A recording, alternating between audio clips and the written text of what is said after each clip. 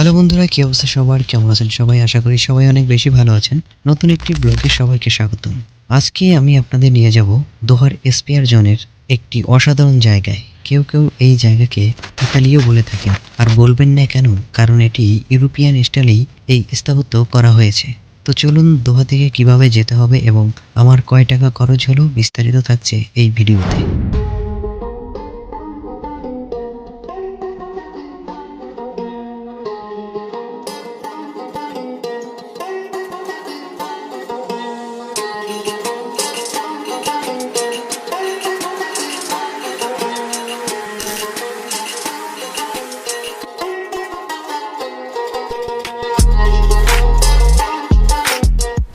আমি রুম থেকে বেরিয়েই রওনা দিলাম আল দোহা আল জেদিদা মেট্রো স্টেশনে। এখানে ঢুকেই আমি লিফটে করে চলে গেলাম।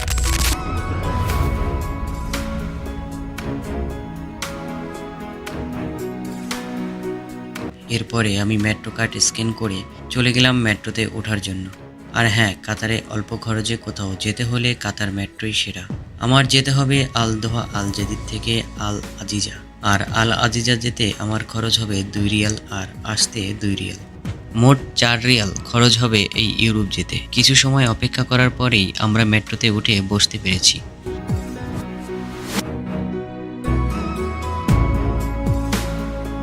আল আজিজা নেমে আপনাকে 1.50 কিলোমিটার মানে 1.5 কিলোমিটার হেঁটে যেতে হবে। আপনি চাইলে উবারও নিতে পারেন। আমি ভিন্ন অভিজ্ঞতার জন্য হেঁটেই রওনা দিলাম। হাঁটতে হাঁটতে আমি দেখলাম খলিফা টাওয়ার, ভিলাজিও মল।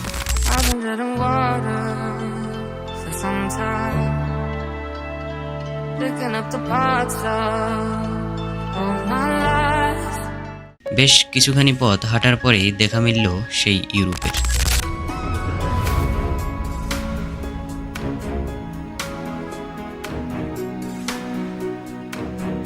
অনেক হাঁটাহাঁটি এবং খোঁজাখুঁজির পরে আমরা কিন্তু সেই ইউরোপে পৌঁছে গেছি। আমার পেছনে দেখতে পাচ্ছেন আল আজিজা বুটিক হোটেল। চারপাশের পরিবেশ সত্যি অনেক সুন্দর এবং শান্ত।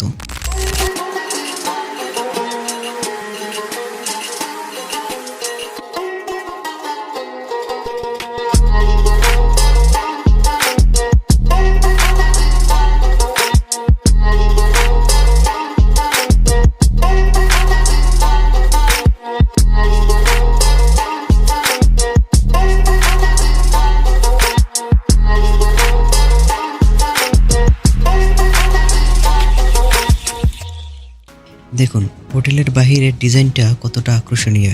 ইউরোপিয়ান স্টাইলে এই স্থাপত্য যে কারো নজর কাড়বে। ছবি তোলা এবং ভিডিও করার জন্য জায়গাটি একদম পারফেক্ট।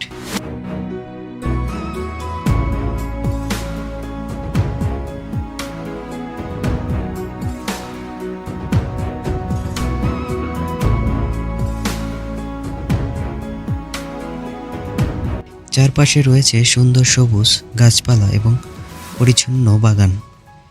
শহরের ব্যস্ততার মাঝেও এখানে এসে অনেকটা প্রশান্তি অনুভব করা যায়।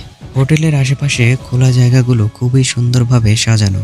সন্ধ্যার সময় এখানে হাঁটাহাঁটি করলে পরিবেশটা আরও বেশি উপভোগ করা যায়। হোটেলের কাছেই রয়েছে বিখ্যাত স্পিয়ার পার্ক। পরিবার বা বন্ধুদের সাথে সময় কাটানোর জন্য এটি দোহার অন্যতম জনপ্রিয় স্থান।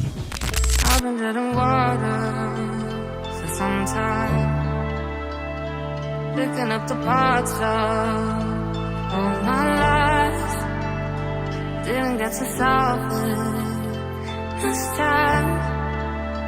How hard to break apart. সত্যি বলতে শুধু হোটেল নয়, এর বাহিরের পরিবেশও দেখার মতো। আপনি যদি দোহায় ঘুরতে আসেন তাহলে এই জায়গাটি আপনার ভ্রমণ তালিকায় রাখতে পারেন। ভিডিওটি এই পর্যন্তই ছিল। যদি ভিডিওটি ভালো লেগে থাকে তাহলে অবশ্যই ভিডিওতে একটি লাইক করে দিবেন, একটি কমেন্ট করবেন এবং চ্যানেলটি সাবস্ক্রাইব করে দিবেন। তো ধন্যবাদ সকলকে, ধন্যবাদ প্রবাসীকে।